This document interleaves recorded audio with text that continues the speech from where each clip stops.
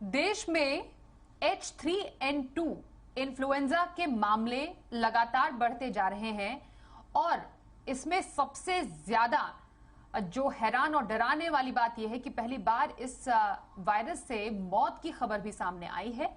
Health ministry के हवाले से दावा किया गया कि हरियाणा और कर्नाटक में इन्फ्लुएंजा से मरीजों की मौत हुई है। देश में अभी तक H3N2 के 90 केस सामने आए हैं। पिछले 2 महीनों से देश के कई हिस्सों में इन्फ्लुएंजा के मामले काफी ज्यादा बढ़ते जा रहे हैं। जी मीडिया संवाददाता पूजा मक्कड़ हमारे साथ है, पूरी जानकारी लेते हैं।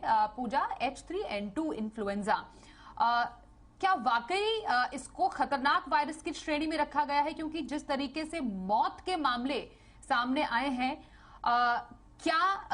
कितना गंभीर है ये? सरकार की तरफ से क्या एडवाइजरी जारी की गई है और लोगों को कैसे सतर्क रहना है?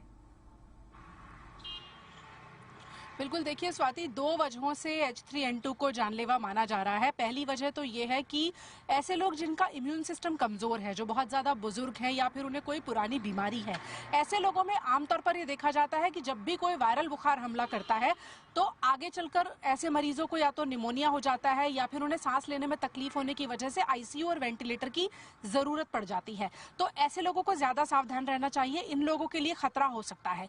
दूसरी वजह यह है कि जो कोविड की वैक्सीन लोगों को हाल ही में लगी है, वो H1N1 के खिलाफ तो थोड़ी सी सुरक्षा देती है, लेकिन ये देखा जा रहा है कि H3N2 के केसेस में ज्यादा सुरक्षा उस वैक्सीन से नहीं मिल पा रही है। इसलिए भी लोगों को ज्यादा सावधान रहने की जरूरत है। खासतौर पर जिन लोगों को H3N2 हो रहा है, उनको लंबे समय तक खांसी, जुकाम और बुखार की शिकायत है।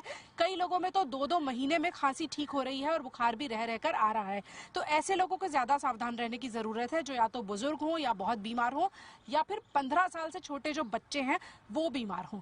ऐसे लोगों को सावधान रहने की जरूरत है। स्वास्थ्य मंत्रालय के सूत्रों के हवाले से खबर यह है कि 2 मौतों की पुष्टि हो गई है। हालांकि ये नंबर थोड़ा सा बढ़ सकता है, क्योंकि महाराष्ट्र और गुजरात से भी अनधिकारिक तौर से ऐसी खबर आ रही है कि वहां से भी शायद 1 या 2 मौतें दर्ज हुई हैं।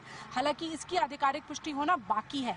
पर ये जो डर है कि क्या ये जानलेवा हो सकता है, क्या इसकी वजह से मौत हो सकती है, ये उन लोगों के लिए ज्यादा है जो ऐसे भी बहुत ज्यादा बीमार होंगे। जैसे कर्नाटक से जिस व्यक्ति की मौत की खबर आई, उसकी उम्र 82 वर्ष थी।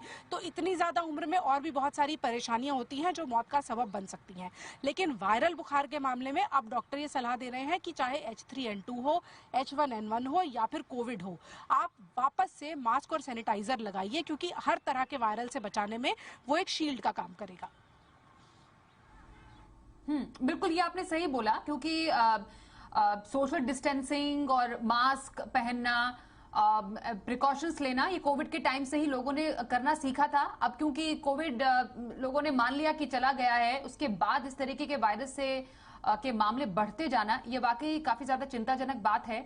पर पूजा, ये बात बताइए कि डॉक्टर्स क्या कहते हैं? आपके डॉक्टर से बातचीत हुई होगी, सावधान कैसे रहा जाए? क्योंकि सीजनल समय है, इस समय तो वायरस के मामले आते ही रहते हैं। सीजनल बुखार भी हो रहा है लोगों को। जैसा आप बता रही हैं कि ये एक ऐसा वायरस है कि काफी लंबे टाइम तक लोग बीमार पड़ रहे हैं।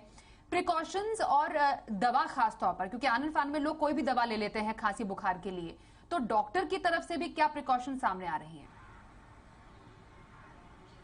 देखिए स्वाति, 2-3 चीजें डॉक्टर्स बता रहे हैं। एक तो ये, अगर किसी को ये जानना है कि क्या उसे H3N2 का संक्रमण तो नहीं हुआ है, तो वो टेस्ट करा सकता है। जिस तरह कोरोना वायरस का टेस्ट होता है नाक से और गले से स्वैब लेकर, उसी तरह से RT-PCR तकनीक से ये भी पता लगाया जा सकता है कि क्या किसी मरीज को H3N2 का संक्रमण तो नहीं हुआ है। दूसरी बात, अगर बुखार होता है तो जैसे कोरोना के केस में था, कोई विशेष दवाई नहीं थी।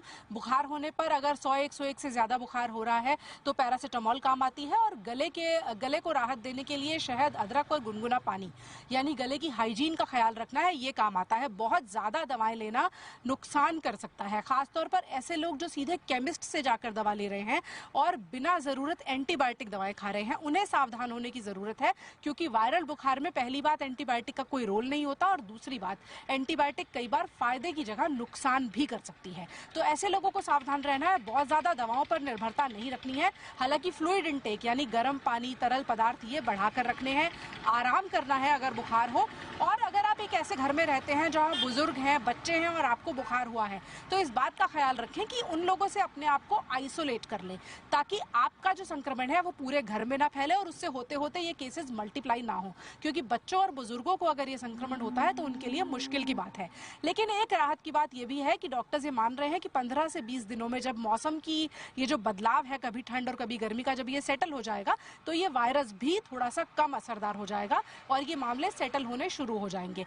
ये एक राहत की बात है और आमतौर पर 1.5 से 2 महीनों में बुखार ठीक हो जाता है। ICMR ने अपने डेटा में ये भी बताया है कि कुल मरीजों में से 10 से 7% मरीज ऐसे हैं जिन्हें ICU की या वेंटिलेटर की जरूरत पड़ती है, यानी 90% मरीजों के लिए ये बुखार बहुत ज्यादा नुकसान तो नहीं करेगा, फिर भी सावधान रहना बहुत जरूरी है। तो जिन आदतों को आप सभी ने कोविड के टाइम पर अपने लाइफस्टाइल में शुमार किया था, वैसे ही आदतों को फिर से शुमार कीजिए। मौसम ने करवट ली है तो इसलिए सीजनल फ्लू का भी जो चलन है काफी ज्यादा बढ़ गया। जैसा पूजा भी बता रही है कि जो जानकार है वो बता रहे कि कुछ समय के बाद ये भी धीरे धीरे कम हो जाएगा, लेकिन तब तक सावधान रहने की सख्त जरूरत। धन्यवाद पूजा जानकारी के लिए।